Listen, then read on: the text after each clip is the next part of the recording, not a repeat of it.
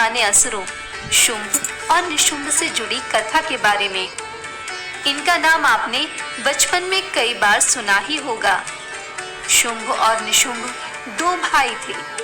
इन दोनों असुरों ने भगवान ब्रह्मा जी की कड़ी तपस्या करके उनसे वरदान प्राप्त किया था कि उन्हें ना ही कोई पुरुष मार सकता है और ना ही कोई पशु या पक्षी। लेकिन उन्होंने वरदान मांगते समय ये सोचा भी नहीं था कि एक महिला भी उनका वध कर सकती है। अमर रहने का ये वरदान पाकर इन राक्षसों ने संतों पर अत्याचार करना शुरू कर दिया। उनके हवन व पूजन को भंग करने लगे। इनका अत्याचार दिन प्रतिदिन बढ़ता ही चला गया और संतों के बाद इन असुरों ने देवलोक पर भी हमला किया और स्वर्ग लोक पर कब्जा कर लिया। इनसे त्रस्त होकर सभी देवता दुखद स्थिति में इधर उधर भटकने लगे। तभी उन्हें देवी की बात याद आई, जब उन्होंने कहा था कि जब जब देवताओं पर संकट आएंगे वो मदद करेंगी। सभी देवताओं ने एक साथ देवी को याद कर माता की स्तुति की। तभी देवताओं की प्रार्थना माता पार्वती के कानों में पड़ी तो उन्हें दया आ गई और इस तरह उन्होंने अपने स्वयं के अस्तित्व से एक और देवी का निर्माण किया, जिसे कौशिकी के नाम से जाना गया।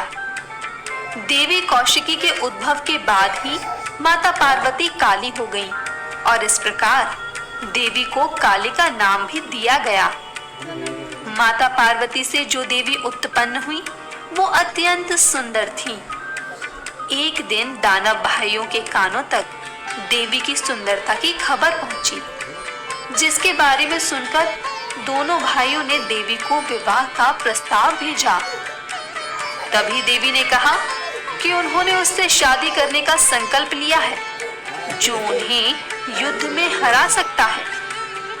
ऐसा सुनने के बाद देवी को हराने के लिए सबसे पहले शुंभ और फिर निशुंभ ने एक बड़ी सेना और कुछ सिपाहियों को भेजा, लेकिन वो पराजित हो गए।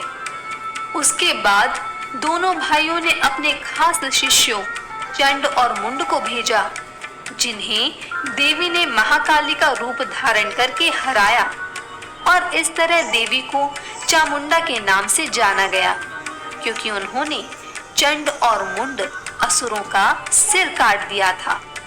जैसे जैसे लड़ाई बढ़ती गई, इस युद्ध में देवी की सहायता के लिए 7 देवताओं के शरीर से 7 देवीय शक्तियां निकली, जिसके बाद असुरों ने सबसे शक्तिशाली दानव रक्त बीज को युद्ध के मैदान में भेजा, जिसे बेहद ही अजीब वरदान प्राप्त था।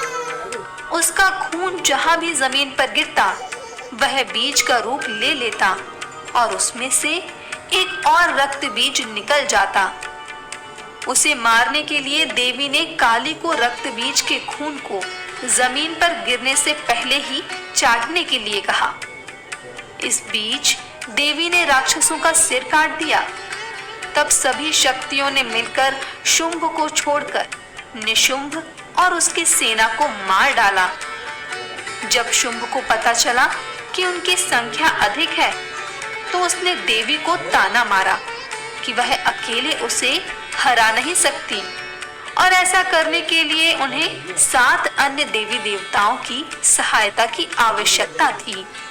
यह सुनकर देवी ने क्रोधित होकर सभी शक्तियों को अपने में समाहित कर लिया और अकेले ही शुंभ का वध कर दिया और इस प्रकार बुराई को दुनिया से मुक्त किया। तो भक्तों, इस तरह से देवी ने शुंभ और निशुंभ का अंत किया।